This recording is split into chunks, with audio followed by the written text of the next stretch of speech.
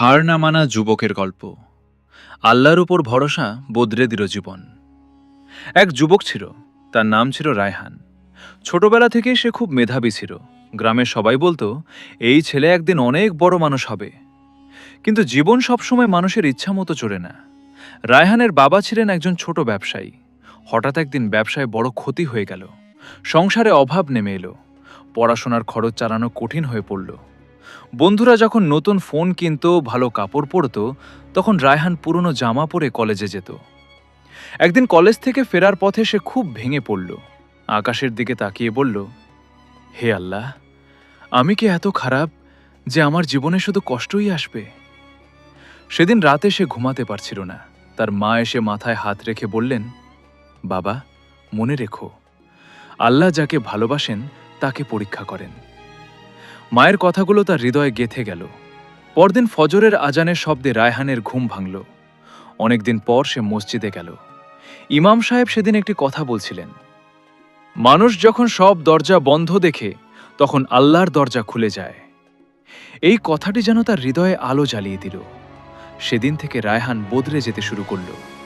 সে 5 ওয়াক্ত নামাজ পড়তে লাগল, কুরআন তিলাওয়াত শুরু করল, আর প্রতিদিন তাহাজ্জুদের সময় আল্লাহর কাছে কাঁদত।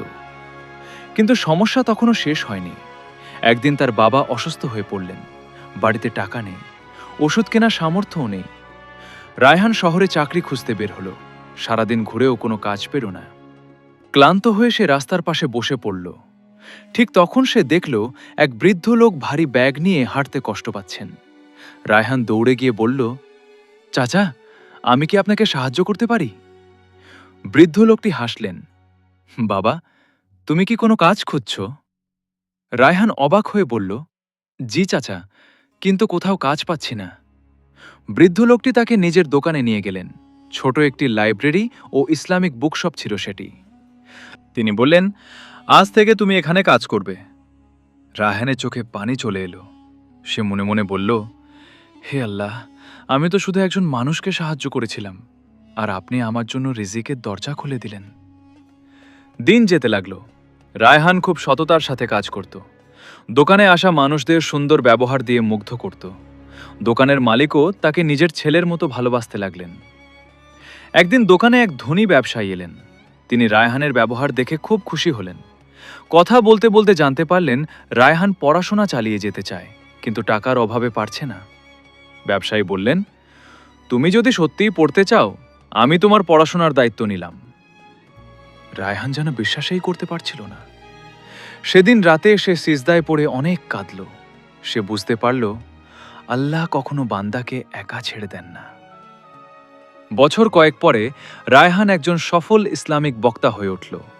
হাজার হাজার যুবক তার কথা শুনে বদলে যেতে লাগল।